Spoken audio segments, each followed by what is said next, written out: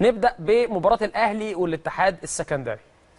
مفيش فرقة في مصر قادرة على النادي الأهلي. الأهلي هو أقوى فريق في مصر في الفترة الحالية. الأهلي هو الأقوى بلا منازع، يعني كل الفرق بتلعب بنفس الطريقة قدام النادي الأهلي، بيحاولوا يلعبوا زون ديفنس، يقفلوا يدافعوا، ولكن مفيش حد بيقف قدام الأهلي، ومفيش حد عارف يسجل كمان في مرمى النادي الأهلي. الأهلي هو الأقوى في مصر بلا منازع، يعني مفيش حتى فريق نقدر نقول يقترب من النادي الاهلي. حتى مصر المقاصة فرقه كويسه وفرقه مميزه وبتلعب كوره واقوى خط هجوم في بطوله الدوري، ولكن لما المقاصة لعبت قدام الاهلي برضو ما قدرتش تعمل النتيجه الايجابيه.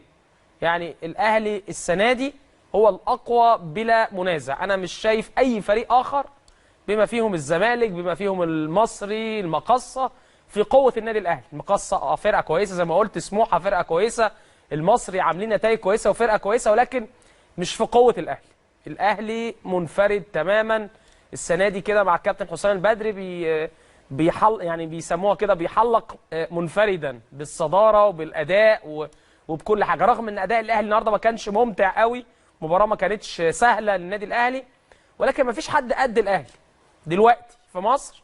ما فيش حد قد الاهلي كاداء وكنتائج كقوة دفاع. النادي الأهلي بقاله فترة ما دخلش في مرماه، أعتقد 6 لقاءات أو 7 لقاءات متتالية ما دخلش في مرماه أي أهداف. الأهلي في 23 مباراة دخل في مرماه 4 أهداف فقط، فده يبين مدى قوة النادي الأهلي. النادي الأهلي بيلعب وبيكسب الماتشات ورا بعض كده، بيأزأز الفرق المصرية في بطولة الدوري. الأهلي فارق، مش بقول الكلام ده مجاملة على فكرة، هو ده الحقيقة وده الواقع. محدش قادر يقف قدام الأهلي. خلينا نشوف الاهلي النهارده وفوزه على الاتحاد السكندري. في بعض الكور اللي هنتكلم عليها وحاجات جدليه، ولكن في النهايه الاهلي هو الاهلي، الاهلي هو الاقوى، الاهلي هو المنفرد بالصداره، الاهلي هو اقوى خط دفاع. الاهلي ما حدش عارف يجيب في مرماه اهداف بقاله 6 ماتشات. كل الفرق بتحاول تلعب زون ديفنس وتدافع امام النادي الاهلي.